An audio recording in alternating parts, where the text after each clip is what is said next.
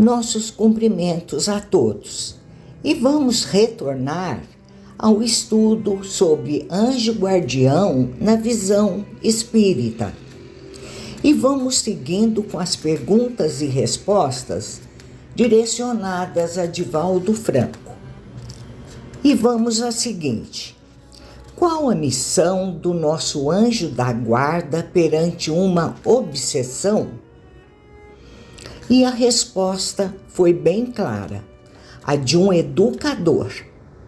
Ele procura que a nossa mente abra espaço para ele nos inspirar, sendo o amigo cuidadoso, nunca porém o fiscal que nos guarda. Às vezes desejamos que nosso guia espiritual faça a nossa tarefa, o que não é possível, pois que sua missão é esclarecer-nos e auxiliar-nos a resgatar os nossos erros. O que podemos fazer para tê-lo mais perto? Sintonizar com o pensamento, porque ele está sempre em sintonia conosco. E ele nos dá um exemplo. Certo dia, contou-me Chico Xavier uma sua experiência pessoal. Ele estava passando por um grave problema. E então perguntou a Emmanuel: "O senhor não diz nada?" E o nobre mentor respondeu-lhe, interrogando: "Como?" Ele se referiu sobre o meu problema. O benfeitor sereno esclareceu: "Mas eu já venho dizendo-lhe como se comportar há muito tempo. Chico, havia um homem que era muito querido, e aquele que o protegia deu-lhe um chapéu de chuva. Depois ofereceu-lhe uma capa de chuva. Mais tarde doou-lhe uma bota de borracha para a chuva. Por fim, deu-lhe um guarda-chuva. É claro que ele estava lhe dizendo que ia chover. Quando veio a chuva, o homem gritou: 'O que faço?' E o amigo respondeu-lhe: 'Use tudo o que lhe dei.'" Emmanuel diz: "Eu venho escrevendo por seu intermédio há muito tempo, avisando-o a respeito dos acontecimentos desastrosos. Agora que chegou um deles, use tudo quanto lhe ofereci. Ou você deseja que eu lhe tire a provação? Se eu o fizesse, como é que você iria evoluir?" Também Divaldo nos conta uma experiência própria. Quando eu experimentei muitos desafios, eu disse a Joana de Ângeles: "A senhora escreve a todo mundo por meu intermédio, dá conselhos comovedores. E, no entanto, eu estou sofrendo e a senhora não diz nada. Quem já viu algo assim?" Joana sorriu melancólica e respondeu-lhe: "Meu filho, nunca lhe disse nada?" Ao que lhe respondi: "Não, senhora. Depois de tantos anos de mediunidade escrevente, não tenho uma página que a senhora haja dirigida a mim." Ela, muito serena, redarguiu: "Algum de nós está equivocado. Se não, vejamos. Tome o livro Messe de Amor ou um outro qualquer de nossa autoria." Eu fui à estante e retirei um deles. Ela propôs-me: "Leia uma página qualquer." E eu li: "Tu fazes, tu sabes, tu necessitas." No silêncio natural que se fez, ela esclareceu com doçura: "Vê o pronome que uso. é tu. Tu publicas para os outros porque queres, mas eu estou dizendo tudo isso para ti. E remontando a Allan Kardec, quando esclarece que os médiuns devem aceitar primeiro para si as mensagens de que são objeto, antes que para os outros. Nunca mais me deixei enganar nessa questão. Quando começa a chover, já abri o guarda-chuva. Então, estamos diante exatamente da ajuda do anjo da guarda, que não tem a tarefa de diminuir-nos ou impedir-nos as dores abençoadas que nos ajudam no processo da evolução. E retornando a Chico Xavier, nos anos 40, ele estava muito doente. Sofria de uma problemática infecciosa do aparelho respiratório. E um dia ele pensou que iria morrer. Não podia resistir àquilo. Sentou-se à beira da cozinha da casa em que dava para o quintal de sua irmã Luísa e começou a orar, preparando-se para a morte. Nesse momento apareceu-lhe Emmanuel e perguntou-lhe: "O que tens?" "Estou morrendo", respondeu. "Se eu morrer, o senhor me recebe?" "Não posso", disse Emmanuel, "porque tenho um compromisso urgente." E foi embora. Ele sentiu-se muito aflito. Nesse ínterim, apareceu-lhe o espírito Sheila, que lhe fez a mesma pergunta. E ele respondeu: "Estou morrendo. Se eu descansar agora, você me recebe?" "Não posso, Chico", diz Sheila, "porque eu estou com um compromisso com Emmanuel."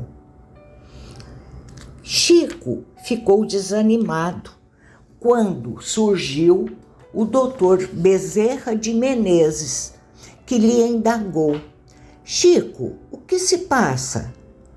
E Chico desabafa: "Doutor, por acaso o senhor tem algum remédio para essa besta?" O benfeitor gentil respondeu com bom humor: "Chico, eu não fui veterinário na terra, mas vou ver o que posso fazer." E Chico viveu mais 60 anos. Nova pergunta foi feita a Divaldo Franco sobre como dialogar com o anjo da guarda. E ele nos aconselha: "Eu diria que faça uma viagem interior, que procure silenciar, aquietar a mente. No momento em que aquietar a mente, abre-se a oração. Não é necessário ter uma fórmula, porque orar é abrir a alma a Deus e falar-lhe na condição de um filho que necessita da proteção de seu pai. Nesse silêncio interior que se estabelece, sempre chega a inspiração. Invariavelmente, no começo é um monólogo, é uma voz que vem monocórdia, repetitiva, e vai chegando à nossa mente. Logo depois somos impelidos a fazer perguntas e estabelece-se um diálogo. Todos nós podemos entrar em contato com os nossos bons espíritos, desde que nos proponhamos a isso. E para tal, exigem um estado de paz interior, de equilíbrio emocional, para poder se estabelecer realmente a comunicação que todos podemos lograr. A espiritualidade superior informa que a influência dos espíritos em nossa vida é maior do que podemos imaginar, a ponto de, em muitas ocasiões, eles mesmos nos guiarem sem o que percebamos. A influência dos espíritos pode ser vista, então, por dois ângulos. De um lado, há uma pleiade de espíritos que nos conduz ao bem. Do outro lado, há aqueles com os quais temos um histórico de dívidas e que podem querer a nossa queda.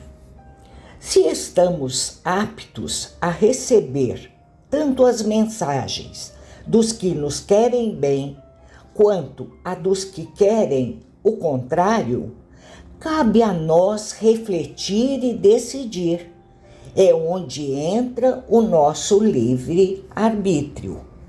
Não cabe ao espírito protetor nos retirar o fardo que devemos carregar, mas certamente nos aliviará e instruirá por meio da nossa intuição, ou mesmo em sonhos, a melhor forma de carregá-lo, dando-nos coragem e bom ânimo nos momentos mais difíceis.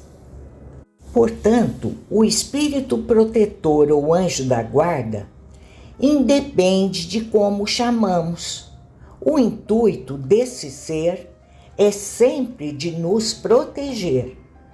Ao nos sintonizarmos com eles pela prece e pelos bons pensamentos, ao elevar nosso estado mental, teremos nossas atitudes sendo amparadas. Por intermédio do espírito protetor, sabemos que estamos sempre com Jesus, que não nos abandona, e com Deus, nosso Criador e Pai amoroso, que nunca desampara seus filhos. Como já foi dito, o anjo guardião funciona como se fosse um irmão mais velho, um pai amoroso, um mestre, um professor, mas fundamentalmente um amigo. E nessa amizade, nessa paternidade, nessa irmandade, o nosso anjo guardião não nega recurso para nos fazer criaturas felizes, ainda que para isso tenha que nos deixar sofrer, ainda que para isso nos permita a lágrima. Desse modo, nós ficamos pensando como é importante essa consciência de que, apesar de sermos pessoas maduras, racionais, homens e mulheres que já conseguimos decidir as nossas vidas na Terra, se não tivéssemos o nosso anjo guardião, cairíamos invariavelmente em muitas trampas do caminho, em muitas armadilhas da vida material na Terra. Porque na Terra, onde encontramos toda a gama de perigos, todas as dificuldades, e a nossa visão humana não é tão abrangente em termos espirituais, que nos permite identificar onde se acham determinados perigos, determinadas dificuldades. O anjo guardião é essa criatura que nos inspira, que nos orienta, mas de maneira alguma interfere no nosso livre-arbítrio. Senão ninguém mataria outra pessoa, ninguém roubaria, ninguém furtaria. Se não fosse esse respeito pelo livre-arbítrio, ninguém trairia ninguém, ninguém mentiria contra ninguém, porque o nosso anjo guardião não chancela isso, não aprova isso, não pode aplaudir essas coisas, mas em nome do respeito ao nosso livre-arbítrio, ele nos deixa agir, na certeza que, depois da nossa ação, teremos de suportar o peso da reação. É desse modo que verificamos que a nossa vida na Terra não só é mais feliz porque ainda não o desejamos, nem sabemos que é possível ser mais feliz na Terra. Para nós, nascer na Terra já é, por si próprio, motivo de sofrimento.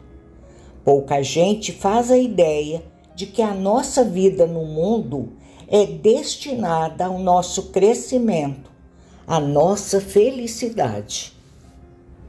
O nosso anjo guardião nos inspira, repito, nos orienta, nos ajuda, mas ele não pode fazer o que somente nós podemos. Alguém que visite o médico diante de um problema de saúde ouvirá do médico as orientações devidas. Receberá do médico a prescrição quanto à medicação a tomar, mas não vai tomar se quiser. Fará uso, se quiser, de tudo quanto o médico lhe haja indicado. Assim a nossa vida com nossos anjos guardiães.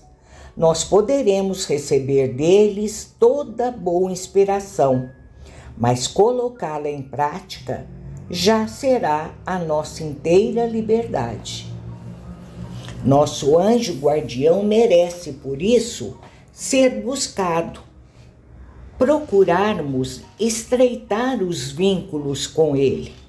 É certo que ele não nos abandona, mas nós muitas vezes nos desplugamos da sintonia com eles.